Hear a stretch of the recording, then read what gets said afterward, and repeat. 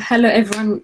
Welcome back. Good afternoon and good evening for all who are watching me today. And I'm joined by a lot of younger generation, women and youth who are in the continent and who are in the diaspora also. I'm continue working in my series about different topics, and today I'm going to talk about the representation of women in leadership in the African continent. So it's a bigger topic. And really, when we talk about women participation in leadership position, we talk about the role that they achieve in peace building, in development, in transforming the country and the continent itself. And what type of opportunities and positions that they can have internationally and globally also. Because like we know, historically, people were talking that women were peace builders, women are part of different governments. They have been doing a lot of mediation work during war. So let me start by talking about the challenges. What are the challenges that women face when it comes to be in a leadership position? Also, and then the opportunities that we have. The first challenge that women face when it comes to leadership position is the patriarchy system. The system, the fatherhood system that they grow up in that limit their ability to perform and step out their comfort zone from the houses. And the second thing, the choose the option for the career that they have or where they should be doing. So it become also it's a lack of information. They don't have enough information about how they can do it, how they can go out to the public sector, how they can get involved in leadership or the civic society organization, if we are taking, for example, that. And also, there is an absence of a strategic plan from some governments in their policies and laws and agenda. And I can talk secondly about also the absence of women representation in the public sector. It came from there is absence of laws in some of the countries, and women are still controlled under the family laws and also the clans and the tribe laws. And you can find in the constitution that there is some article that protect them, but still when it comes to practice, it's not effective. Because when they reach there, they will send them back to the clan, to the tribe, to the chief, for example, to make a decision about their livelihood. So and then let me move forward also because we have the African Charter. There is some of the international, let me say that, resolutions or some documentation that talk about women's rights. The African Charter, Article 9, also talk about women have the right to participation in political and decision making. And basically what this is saying, in each state, women have the right to be represented in the government. They have the right to be elected. They have the right to be offered the mainstream in the country, and also they have the right to practice their political role as men do, like equally. Also, we have the UN resolution 1325 talk about women and security. Women have the right to be represented in leadership position, and they have to be protected by the state, by the government, by the society, and that come under the peace and security to protect their life while they're in the position making. Also, the African Charter 1987 also talk about women have the right to socioeconomic rights. When we talk about the socioeconomic right, you have it starts from the family, take and then to the society, and then from there to the community and the public sector itself. How they represent themselves in the government, in the public life, and then the private sector as well. so that they can be a dynamic of change of decision making in the country. There is a good news, and most of the some African countries are taking good strategy on that. I will give some examples of some of the government that have achieved that also. Like some of the countries that have built the commercial infrastructure, countries like Nigeria and Ghana. And when I talk about Nigeria, for example, we talk before SARS movement has started. It started in 1884, but right now with the ongoing political change, also Nigeria is going to face some challenges. And that one is going to take a while for it to recover.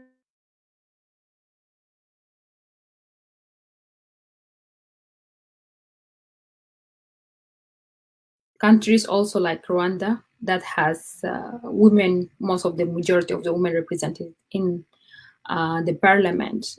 Ethiopia is a great example of that because they have the first president as female, and also the prime minister has appointed 10 ministers in the government, and they have mostly 69% of the parliament who are women.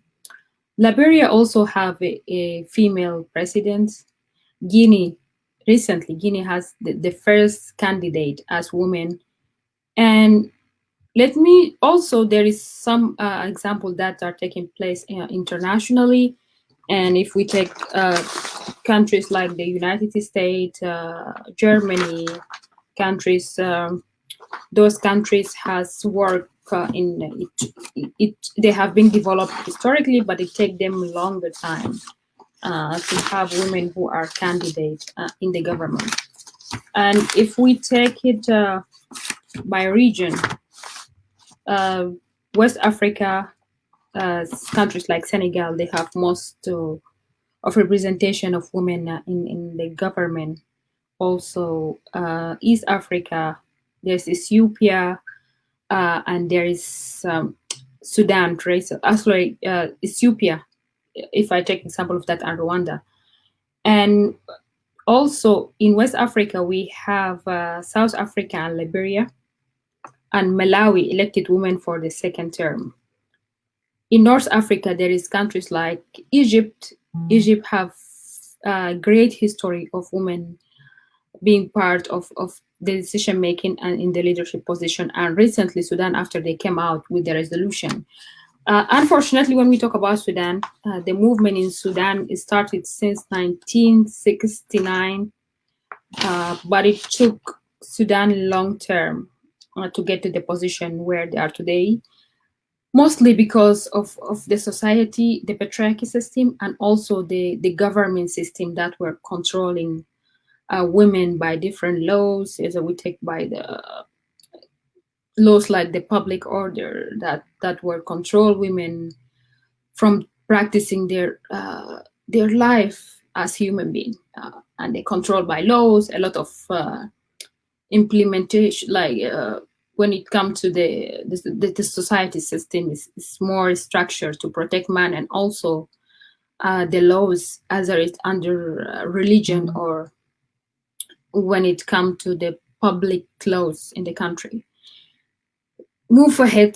Let me go to the COVID-19 and Africa, and the leadership in and how women who are leaders manage the crisis, because we are talking about a current topic. Most of the women who were responder in COVID-19 in the continent were women, more female, either in the health sector or in the civic communities, or women who were working as a responder in the refugees camp or refugees resettlement or immigrations, and also those who are worker in factories. The thing is that with the COVID-19, it limits women's participation in the government or in the public sector itself, because with the lockdown, a lot of women are inside. They were not able to step outside their houses. They were not able to leave their home. For example, the women were not able to go to schools during the lockdown. And with the lockdown, and most of the country who have access to internet, they have moved the classes to the online online platform. And it's a challenge in that way because they still don't have an access for not just talking about internet devices, mobile phones, the access to internet. With the lockdown, the poverty level have increased because they don't have enough income also, and that also leverage them from practicing the other things, from providing for their self-care that they should take care of, so that most of them have to stay inside the house. And also some of the countries that they have been facing domestic violence during the lockdown, and that is countries like Kenya, for example, and then Kenya and Ethiopia, and there is a lot of example about that. And that is also a challenge because a lot of women have been traumatized. A lot of them have to go through the healing and the empowering process so that they can go again to their normal life. And from there, if I'm fine, and then I will be thinking about, oh, what should I do next? When can I go to my school back? Think about my school, think about the way that can take me forward. But there is other women who have done great job also in the continent during the lockdown, like Sierra Leone. We have the Mayor, and also Rwanda. Rwanda, the women who have been in the session responder. Rwanda had that leader. Ethiopia, Liberia, Cote d'Ivoire, for example. And if we take also internationally, there is countries like Taiwan, New Zealand, Germany, Finland. If we follow the upgoing current affairs news and in the news in general. So taking in all to that, still there is challenges of access to information, access to technology, and then they don't have enough information, not enough trainings of how they will be handling all these challenges and these issues. Let me move ahead and go to the strategic plan and what need to be done. In my opinion, I think there should be more initiative that work with women and encourage them to be part of the leadership. Start from the grassroots level, and we can work also before going to the policy making. We should start having some non-profit organization nationally who will be working with families, chefs, people who are affected in the community and who also are decision maker. And then from there, also there is a need for a design policy plan within the government to the implementation, to representation of women in leadership. And that, in this case, we talk about mainstream, gender mainstream, and it has to be implemented because still there is some countries today that have in the constitution and it's not implemented. And also another strategic plan, a recommendation that I would give would be like women who are activists, women who are doing work for the community. They can work more to push some laws and articles that concerning women to be represented in the constitution,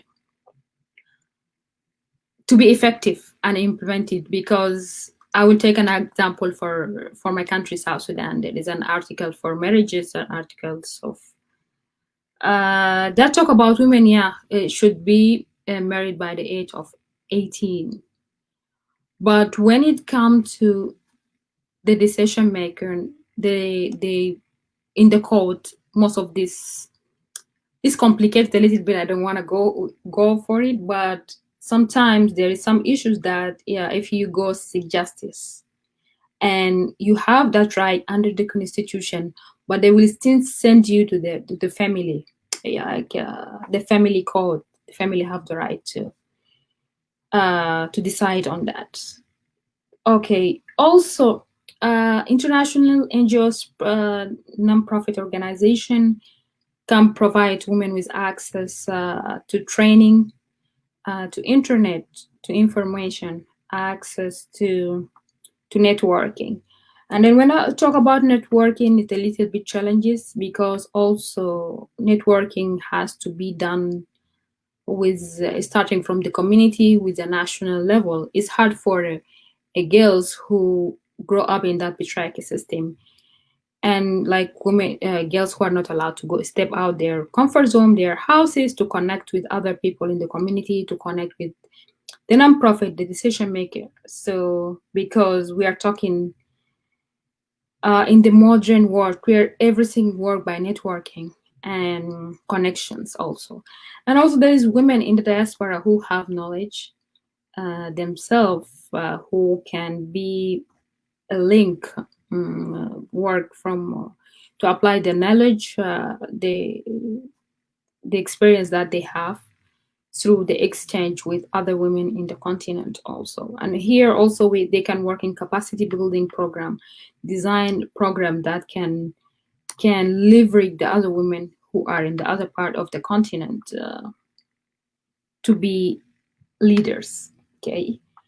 And then I'm working also in that, because I have a platform where I host, I connect and host younger people, and also it's a current affairs program where I bring leaders and to discuss current affairs issues that taking place globally, and reach to solutions and move forward with different issues that we want to talk about.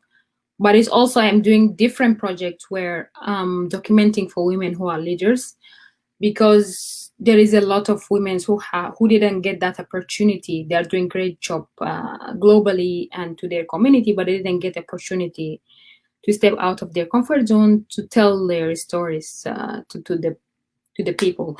So basically, with my experience in journalism and also the civic activism that I have done, and I'm a writer, I like writing.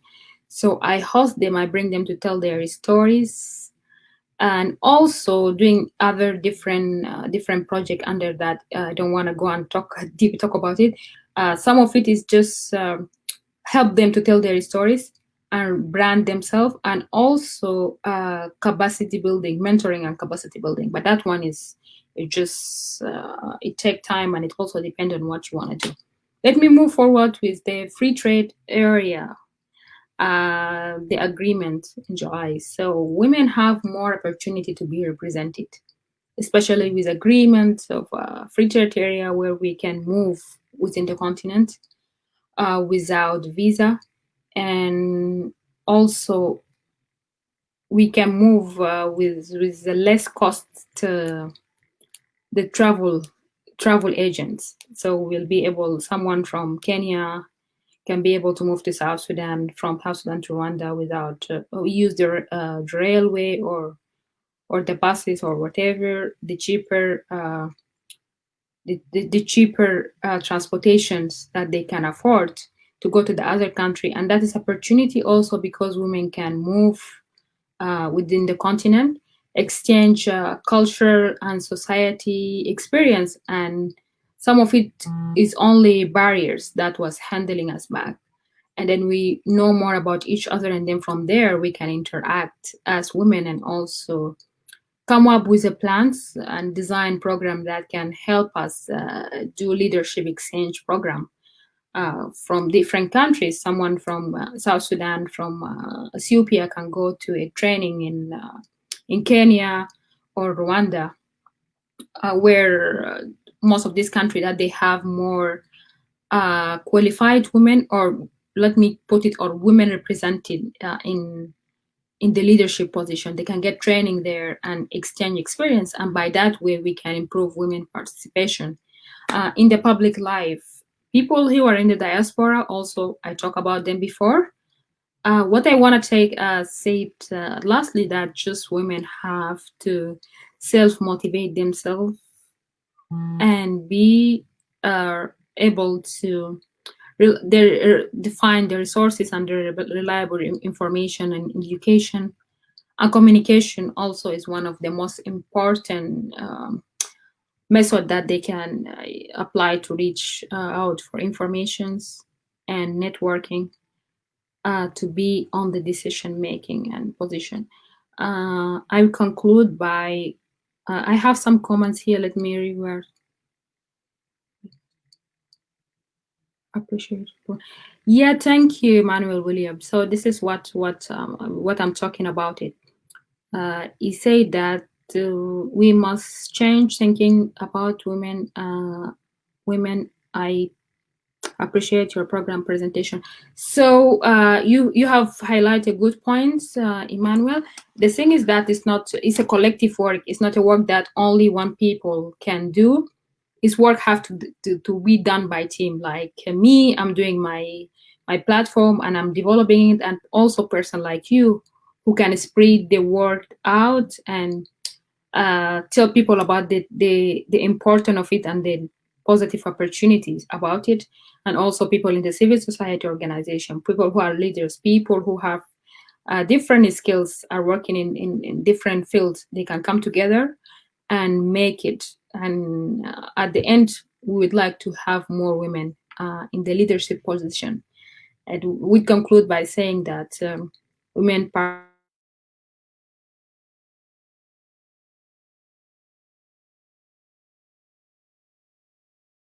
country and change the international platform of leaders. And thank you. Bye.